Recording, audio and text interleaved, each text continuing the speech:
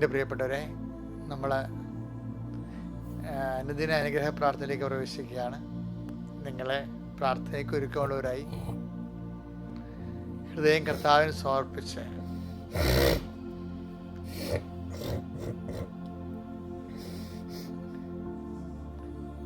കർത്താവെ, അങ്ങയുടെ തിരുസന്നിധിയിൽ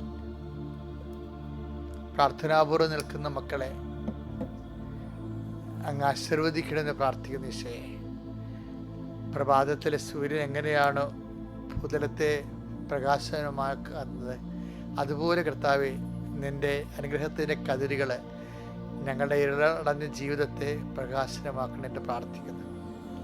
കർത്താവെ, നിൻ്റെ വിശുദ്ധ പൗരോഹിത്യത്തെ മഹത്വപ്പെടുത്തണമേ. കർത്താവെ, സഭയിലുള്ള സാന്നിധ്യം പ്രകടമാക്കണമേ.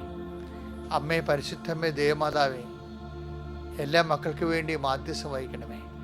കർത്താവ്, ഞങ്ങൾക്ക് വേണ്ടി ക്രൂശിക്കപ്പെട്ടവനെ, ഞങ്ങൾക്ക് വേണ്ടി തിരുവിലാവിൽ മുറിവേറ്റവനെ, ഞങ്ങൾക്ക് വേണ്ടി മുൾക്കിടം ചൂടിയവനെ, നിന്റെ മുൾക്കിടത്തിന് ഒഴുകുന്ന വിശുദ്ധമായ രക്തം കർത്താവെ അങ്ങയുടെ മക്കളുടെ ശിരസിലേക്ക് ഒഴുകണമെന്ന് പ്രാർത്ഥിക്കുന്നു.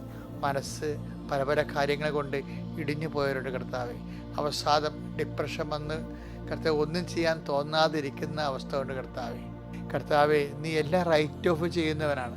നിന്റെ വിശുദ്ധ രക്തം 1 യോഹന്നാൻ 1:7 അടിയം പ്രാർത്ഥിക്കുന്നു.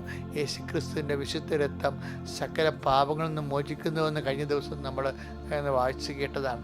കർത്താവ്, അതേ വിശുദ്ധ രക്തത്തെ ആസ്പദമായിക്കൊണ്ട് അടിയൻ നിൻ്റെ നാമത്തിൽ ആശ്രയിച്ചുകൊണ്ട് പ്രാർത്ഥിക്കുകയാണ്. ഞങ്ങളുടെ കഴിവല്ല, ഞങ്ങളുടെ യോഗ്യതയല്ല കർത്താവെ, അങ്ങയുടെ യോഗ്യതയാൽ, അങ്ങയുടെ കരുണയുടെ ആധിക്യത്താൽ അങ്ങയുടെ മക്കൾക്കുള്ള അവസാദ രോഗങ്ങളെ അങ്ങ് എങ്ങനെയാണോ കാറ്റ് വരുമ്പോൾ മേഘങ്ങൾ തുരത്തപ്പെടുന്നത്, അതുപോലെ ഈ പ്രാർത്ഥന കേൾക്കുന്ന മക്കൾ അങ്ങയുടെ മനസ്സിൽ നിന്ന് ഭാരങ്ങൾ തുരത്തപ്പെടുവാനും അവർക്ക് പോകേണ്ട വഴി ഞാൻ നിൻ്റെ സങ്കീർത്തനം 32:8 നീ പറഞ്ഞു, നീ പോകേണ്ട വഴി ഞാൻ നിൻ്റെ മുഖത്ത് നോക്കി ഉപദേശിക്കും. കർത്താവെ, അങ്ങയുടെ മക്കളുടെ മുഖത്ത് നോക്കി എവിടെ പോകണം, എന്ത് ചെയ്യണം, എന്ത് ആദ്യം ചെയ്യണം, എങ്ങനെ ചെയ്യണം, ഒരു ഐഡിയയും ഇല്ലാതെ ഇങ്ങനെ വെറുതെ എഴുന്നേറ്റ് കുത്തിയിരിക്കുന്ന മനുഷ്യരുണ്ട് ഈശോയെ. അവരെല്ലാം ഇന്ന് ഈ പ്രാർത്ഥനയുടെ പരിധി ഞാൻ കൊണ്ടുവരുന്നു. കർത്താവെ, നിൻ്റെ തിരുമുറുവാർന്ന വലതുകരം, ആണിപ്പെടുതാറുന്ന അത്ഭുതകരം ആ മക്കളുടെ ശിരസ് നീ വെക്കണമെന്ന് പ്രാർത്ഥിക്കുന്നു. അവരുടെ യോഗ്യത കൊണ്ടല്ല, നിൻ്റെ പീഡാനുഭവത്തിൻ്റെ കുരിശുമരണത്തിൻ്റെ യോഗ്യതയാൽ ഇന്ന് ഇവിടെ ഇപ്പോഴും ഈ നിമിഷം ഈ വീട്ടിലെ ഏതെല്ലാം തരത്തിൽ ഭാരപ്പെടുന്ന വ്യക്തികളുണ്ടോ, എൻ്റെ കർത്താവ്, ഞാൻ നിന്നോട് യാചിച്ച് പറയുകയാണ്, അങ്ങ് ഞങ്ങൾക്ക് വേണ്ടി ക്രൂശിക്കപ്പെട്ടെങ്കിൽ ആ ക്രൂശിതമായ അവസ്ഥയ്ക്ക് ഒരു വിലയില്ലാത്ത രീതിയിൽ മറ്റുള്ളവർ ഒരു വ്യക്തിയെ കൊച്ചാക്കാനോ ചെറുതാക്കാനോ തള്ളിക്കളയാനോ അങ്ങ് ജീവിച്ചിരിക്കുമ്പോൾ ഞങ്ങളുടെ ദൈവമായി അങ്ങ് നിലനിൽക്കുമ്പോൾ ഒരു മനുഷ്യന് വേദനിക്കാനോ വിഷമിക്കാനോ പാടില്ല. അങ്ങയുടെ ദൈവത്വത്തിന് ഭംഗം വരുത്തുന്ന പൈശാചിക നടപടികളെ ഞാൻ ഈ കുരിശിൻ്റെ ശക്തിയാൽ ബന്ധിക്കുന്നു. എൻ്റെ കർത്താവിൻ്റെ ചൈതന്യം കർത്താവ് വിശ്വാസം കൊടുക്കണേ മക്കൾക്ക്, പ്രത്യാശ നൽകണേ മക്കൾക്ക്. കർത്താവ്, ഇന്നലെ എന്ത് സംഭവിച്ചു അതൊന്നും മൈൻഡ് ചെയ്യാതെ എല്ലാത്തിനേക്കാളുപരി ദൈവത്തെ സ്നേഹിച്ചുകൊണ്ട് ദൈവത്തിന് വേണ്ടി ജീവിക്കാൻ വേണ്ടി തീരുമാനിച്ചുകൊണ്ട് ദൈവത്തിലെ നീ ഇറങ്ങുമ്പോൾ പിതാവിൻ്റെയും പുത്രൻ്റെയും പരിശുദ്ധനാമത്തിൽ ഞാൻ നിന്നെ ആശീർവദിക്കുന്നു. നീ ഇന്ന് തിരിച്ചു വരുന്ന കാലത്ത് ഇതിൻ്റെ എല്ലാ ഇന്നത്തെ ഉത്തരവാദിത്തങ്ങളും നിറവേറ്റിക്കൊണ്ട് നീ രാത്രി തിരിച്ചു വരുമ്പോൾ നീ ഊർജ്ജസ്വലയായിരിക്കും, നീ ശക്തിയുള്ളവളായിരിക്കും, നീ ശക്തിയുള്ളവനായിരിക്കും. കർത്താവിൻ്റെ കൃപ നിലച്ചൊരിക്കട്ടെ. നിത്യപിതാവും പുത്രനും പരിശുദ്ധാത്മാവായ സർവ്വേശ്വരൻ നീക്കുവാമേ.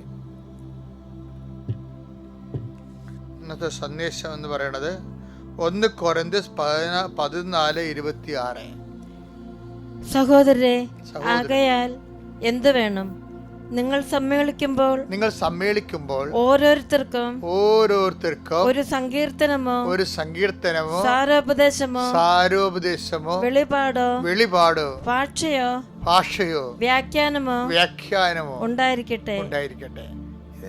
ഇത് ഒത്തിരി കാലം ഞാൻ കേട്ടിട്ടുണ്ട്. പക്ഷേ ഉണ്ടല്ലോ, ഇത് നമ്മൾക്ക് ഉള്ള ഒരു സ്വത്താണ്. പക്ഷെ നമ്മളത് തിരിച്ചറിയണില്ലെന്നേ ഉള്ളു. അതാണ്, നിങ്ങൾ സമ്മേളിക്കുമ്പോൾ ഓരോരുത്തർക്കും ഒരു ഭാഷയോ. ആദിമസഭയിൽ എല്ലാവർക്കും തന്നെ ഭാഷാപരമുണ്ടായിരുന്നു. ഇപ്പം ഞാൻ ധ്യാനം നടത്തുമ്പോൾ അറിയാതെ ചില സമയത്ത് സ്തുതിച്ചു പോകുമ്പോൾ സ്തുതിപ്പിൻ്റെ ഇടയ്ക്ക് യാ സീരിയാറാമി എന്ന് വരികയല്ലേ, അതൊരു ഭാഷയാണ്, സിലബിളാണ്. അത് ഒരു കാലത്ത്, ഏതോ ഒരു കാലത്ത് ഞാൻ ചെറിയായിരിക്കുന്ന സമയത്ത്, സ്തുതിപ്പിൻ്റെ കാലത്ത് പരിശുദ്ധാത്മാവ് എനിക്ക് തന്നതാണ്. കാര്യം വെച്ചാൽ അത് 8:26 അനുസരിച്ചുകൊണ്ട് വേണ്ട വിധം പ്രാർത്ഥിക്കേണ്ട ചില കാര്യങ്ങൾക്ക് നമുക്ക് എങ്ങനെയാണ് പ്രാർത്ഥിക്കേണ്ടതെന്ന് അറിയത്തില്ല. അപ്പം അവാച്യമായ നെടുവീർപ്പ് തന്നെ കാര്യങ്ങൾ അറിയാവുന്ന ദൈവം നമ്മുടെ ഉള്ളിൽ നിന്ന് പ്രാർത്ഥിക്കുന്നതാണത്. ഓരോരുത്തർക്കും ഓരോ രീതിയിലാണ്. ഇപ്പം തന്നെ ദാനങ്ങളിൽ വൈവിധ്യം ഉണ്ടെന്ന് പറയത്തില്ല. എന്നൊക്കെ 1 കൊരിന്ത്യർ 12:4 അടിച്ചേ. 1 കൊരിന്ത്യർ 12:4. ദാനങ്ങളിൽ വൈവിധ്യമുണ്ടെങ്കിലും 1 കൊരിന്ത്യർ 12:4 പറഞ്ഞ ദാനങ്ങളിൽ വൈവിധ്യം ഉണ്ടെങ്കിലും ആത്മാവ് ഒന്ന് തന്നെ. ആത്മാവ് ഒന്ന് തന്നെ എന്ന് വെച്ച് കഴിഞ്ഞാൽ എൻ്റെ പൊന്നീശോയെ എന്ന് വിളിക്കേണ്ടതും എൻ്റെ ഈശോയെ എൻ്റെ ആശ്രയമേ എന്ന് വിളിക്കേണ്ടതും യാ സിരിയാരാലാമി എന്ന് പറയുന്ന ഭാഷ ഒരു ശരിക്കും പറഞ്ഞ ഇഫക്റ്റിൽ ഒന്ന് തന്നെയാണ്. ആത്മാവ് ഒന്ന് തന്നെയാണ്.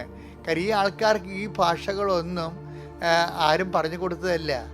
ഏതോ ഒരു കാലത്ത് അവർക്ക് ദൈവമായിട്ട് നല്ല ബന്ധം ഉണ്ടായിരുന്ന കാലത്ത് അവരുടെ മനസ്സിൽ വന്നതാണ്. പക്ഷേ ചില സമയത്തൊക്കെ ബന്ധം കുറഞ്ഞു പോയെന്ന് വരും. പക്ഷെ ആ പ്രാർത്ഥന നിലനിൽക്കും. ഒന്നുകൂടി വായിച്ചു. 1 കൊരിന്ത്യർ 14:26 വായിച്ചേ. സഹോദരരെ, സഹോദരങ്ങളെ, ആകയാൽ എന്ത് വേണം? നിങ്ങൾ സമ്മേളിക്കുമ്പോൾ ഓരോരുത്തർക്കും ഒരു സങ്കീർത്തനമോ സാരോപദേശമോ വെളിപാടോ ഭാഷയോ വ്യാഖ്യാനമോ ഉണ്ടായിരിക്കട്ടെ. അപ്പൊ ചിലക്ക് ഇപ്പൊ ഞാൻ മുമ്പ് നിങ്ങളോട് പറഞ്ഞില്ലേ, നീ നടക്കേണ്ട വഴി നിന്റെ മുഖത്ത് നോക്കി ഞാൻ നിന്നെ ഉപദേശിക്കും. എനിക്കൊരു സങ്കീർത്തനമല്ല, കുറേ സങ്കീർത്തനം എൻ്റെ മനസ്സിൽ വരും. ഈ വചനം വെച്ച് പ്രാർത്ഥിക്കുന്നതിൻ്റെ ഗുണം എന്താ അറിയാവോ? അതായത് പലപ്പോഴും കാര്യം നമ്മുടെ വാക്കിനുള്ള കുഴപ്പം എന്താ, നമ്മൾ മരിച്ചു പോണ പോലെ നമ്മുടെ വാക്ക് മരിച്ചു പോകും. പക്ഷേ നമ്മുടെ പ്രാർത്ഥനയിൽ മരിക്കാത്ത വചനത്തിൻ്റെ കണ്ടൻസ് ഉണ്ടെങ്കിൽ ആ പ്രാർത്ഥനയ്ക്ക് എഫിക്കസി കൂടും. നമ്മൾ എഫിക്കസി ഓഫ് പ്രെയർ എന്ന് പറഞ്ഞില്ലേ? എഫിക്കസി ഓഫ് പ്രെയർ എന്ന് പറയണത് ശരിക്കും പറഞ്ഞ ഇവാഞ്ചലിക്കൽ പ്രെയർ എന്ന് പറയണത് വചനാധിഷ്ഠിതമായ പ്രാർത്ഥനയാണ്. നമ്മൾ പ്രാർത്ഥിക്കുമ്പോൾ തന്നെ ആ പ്രാർത്ഥിക്കേണ്ട സങ്കീർത്തനം നമ്മുടെ വായിൽ വരും. പ്രാർത്ഥിക്കുമ്പോൾ തന്നെ പ്രാർത്ഥിക്കേണ്ട വചനങ്ങൾ നമ്മുടെ വായിൽ വരും. അപ്പോൾ ചില 91 സങ്കീർത്തനം ചിലർക്ക് അഭിഷേകം കിട്ടിയിട്ടുണ്ട്. അവർ വാ വിളിച്ച് ദൈവതിരുസന്നിധിയിൽ നിന്ന് അവരുടെ 91 സങ്കീർത്തനം വരും. ചിലർക്ക് 23 സങ്കീർത്തനം ഭയങ്കര അഭിഷേകം കിട്ടിയിട്ടുണ്ട്.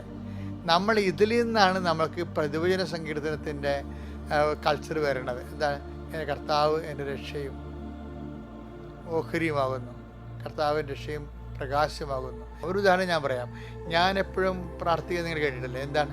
എൻ്റെ കർത്താവ്, ഞാൻ ബൈബിൾ കുരിശൊക്കെ എടുത്തിട്ട് എന്താ പറയണത്? എൻ്റെ കർത്താവിൻ്റെ ഉന്നതമായ നാമത്തിൽ. എവിടുന്ന് കിട്ടി? എനിക്ക് പോലും അറിയാൻ പറ്റും എവിടുന്ന് കിട്ടിയത്. ഏതോ ഒരു കാലത്ത് ഞാനും ദൈവവുമായിട്ട് വസന്തകാല ബന്ധം ഉണ്ടായപ്പോൾ, ആത്മാവിൻ്റെ വസന്തം ഉണ്ടായിരുന്ന കാലത്ത് കർത്താവ് എൻ്റെ നാവിൽ ഇട്ട് തന്നൊരു തേനാണത്. എന്താ കാര്യം? എൻ്റെ കർത്താവിൻ്റെ ഉന്നതമായ നാമത്തിൽ. പിന്നെ എന്താണ്? സഭയുടെ അധികാരത്തിൽ. ഇതൊന്നും ഞാൻ ചിന്തിച്ച് പറയണമല്ല. സഭയുടെ അധികാരം എന്ന് പറയുന്നത് എന്താണ്? സഭയിൽ എനിക്ക് പൗരോഹിത്യം തന്നത്. അപ്പം ആ അധികാരം ആടാണ് കർത്താവ് സഭയ്ക്ക് കൊടുത്തിട്ട് സഭ ഈ കാലത്തെ ശുശ്രൂഷയ്ക്ക് വേണ്ടി എനിക്ക് പരമേൽപ്പിച്ച് തന്നതാണ്. സഭയുടെ അധികാരത്തിൽ കുരിശിൻ്റെ അടയാളത്തിൽ ഇതിനേക്കാൾ വലിയ അടയാളം ഉണ്ടോ? സാത്താനെപ്പോഴും വിറപ്പിക്കുന്ന അടയാളമില്ല കുരിശ്. കാര്യം കുരിശിനാൽ പാപത്തെ വെന്ന് ജീവനെ പൊരുത്തരിച്ച ദൈവത്തിൻ്റെ പദ്ധതിയുടെ വിജയത്തിൻ്റെ അടയാളമാണ് കുരിശ്. കുരിശിൻ്റെ അടയാളത്തിൽ ദൈവത്തിൻ്റെ ശക്തിയാൽ ഞാൻ നിന്നെ കർത്താവിൻ്റെ നാമത്തെ ആശീർവദിക്കുന്നു. അതാണ് എൻ്റെ ഭാഷാവരം. അതെന്ന് വെച്ചാൽ എൻ്റെ കർത്താവ് എന്ന് പറയുമ്പോൾ ഞാൻ ഈ 61 വയസ്സ്, ഇപ്പം എനിക്കിപ്പോൾ 65 വയസ്സായി. ഒരു ദിവസം ഞാനിങ്ങനെ 276 ദിവസം ഒരു ഷാപ്പിന് വാദിക്കുക സമരത്തിന് കിടന്ന് കുർബാന കഴിയുമ്പോൾ സമരത്തിന് പോകും. കാര്യം അത് നമ്മുടെ വീടിൻ്റെ നടുക്ക് കൊണ്ടൊന്ന് ഷാപ്പ് വെച്ചിരിക്കണം. അപ്പോൾ ഒരു 5 കൊല്ലത്തിനുള്ളിൽ ആ വീട്ടുകാർ മുഴുവൻ കുടിയന്മാരാകും. അപ്പോൾ അവിടുത്തെ ചേട്ടിമാർ വന്ന് എന്നോട് നിലവിളിച്ചപ്പോൾ ഞാൻ പറഞ്ഞ് നമുക്ക് സമരം തുടങ്ങാമെന്ന് പറഞ്ഞു. പക്ഷേ സമരം നീണ്ടുപോയി. അത് കിസ്ത അടക്കണ നെല്ലിക്കയുള്ള ലേസസ്റ്റ് ഷാപ്പാണ്. അപ്പോൾ ഗവൺമെൻറ് അത് പിൻവലിക്കാനും പറ്റില്ല. ഗവൺമെൻറ്റിന് അവർ ലക്ഷങ്ങൾ കൊണ്ട് കെട്ടുവെച്ചെടുത്തിരിക്കുകയാണ്. അപ്പോൾ ഞാൻ ശരിക്കും ഇപ്പോൾ കെട്ടിലായിപ്പോയി. എനിക്കെതിരെ അവർക്ക് ഹൈക്കോടതി കേസ് കൊടുത്തു. എനിക്കെതിരെ അവർ നഷ്ടപരിഹാര കേസ് കൊടുത്തപ്പോൾ 80 ലക്ഷം രൂപ വരും കേസ്. അവർ വിജയിക്കാരെ ഇത് കിസ്തടച്ച ഷാപ്പാണ്. അപ്പോൾ ഞാൻ നോക്കിയപ്പോൾ നിയമവും എൻ്റെ കൂടെ ഇല്ല. കുറച്ച് കഴിയുമ്പോൾ ഈ സമരം ചെയ്യുന്ന ജനങ്ങളും പോകുമ്പോൾ ഞാൻ ഒറ്റക്കായി പോകും. അപ്പോൾ ഞാനൊക്കെ കുർബാന ചൊല്ലിക്കൊണ്ട് പള്ളിത്തോട്ടിൽ എൻ്റെ സ്വന്തം ഇടവക ഞാൻ കൊച്ചുതനായിരുന്നതാണ്. അപ്പോൾ ഞാൻ കുർബാന ചൊല്ലിക്കഴിഞ്ഞ് ഞാനിങ്ങനെ കുർബാന എടുത്തായിട്ട് ഓർക്കുന്നുണ്ട്. അപ്പോൾ എൻ്റെ കണ്ണ് നിറഞ്ഞു പോയി. ഞാൻ പറഞ്ഞു, കർത്താവേ, നിന്നെ കണ്ടുകൊണ്ടാണ് ഞാൻ വന്നത്.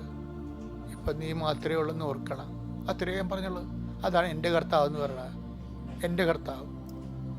ഞാൻ ഇന്ന് ഈ പരീക്ഷകളിലൂടെ കടന്നുപോയപ്പോൾ എന്നെ തള്ളിക്കളയാതെ ചേർത്ത് എല്ലാവരുടെ മുമ്പിൽ ചേർത്ത് നിർത്തിയ കർത്താവ് എൻ്റെ കർത്താവ് എന്ന് പറയും. അതുപോലെ നമുക്കെല്ലാം ഓരോ എൻ്റെ കർത്താവുണ്ട്. എൻ്റെ കർത്താവ് ആ കേസ് തള്ളിപ്പോയി, ആ മനുഷ്യൻ തകർന്നു പോയി. ശരിക്കും ഞാൻ ആഗ്രഹിച്ചില്ല. എനിക്ക് അനുകൂലമായിട്ട് ആ കേസ് വിധിച്ചു 8 ലക്ഷം രൂപ. ഞാൻ വാങ്ങിച്ചില്ല. ഞാൻ പറഞ്ഞ് അത് സാരമില്ല, ഞങ്ങൾക്ക് പൈസയുടെ ആവശ്യമൊന്നുമില്ല, പൈസ അവരെടുത്തോട്ടെന്ന് പറഞ്ഞു. അപ്പം നമുക്ക് അതല്ലായിരുന്നു പക്ഷെ അവരെ ഉപദ്രവിക്കുക എന്നല്ല ഉദ്ദേശം. നമ്മുടെ ജനങ്ങൾ കുടിയന്മാരായി കുടുംബം നശിക്കാതിരിക്കാൻ വേണ്ടി സംരക്ഷണത്തിന് വേണ്ടി നിന്നതാ. അപ്പോൾ കർത്താവിൻ്റെ കൂടെ നിൽക്കുമ്പോൾ കർത്താവിൻ്റെ കൂടെ നമ്മൾ നേടുക. കർത്താവ് നമ്മുടെ കൂടെ നിൽക്കും. അതാണ് ഞാൻ അനുഭവത്തിലൂടെ പഠിച്ച എൻ്റെ കർത്താവ് എന്ന് പറയണത്. അതുപോലെ നിങ്ങൾക്കും നിങ്ങളുടെ ഒരു കർത്താവ് ഉണ്ടാവും.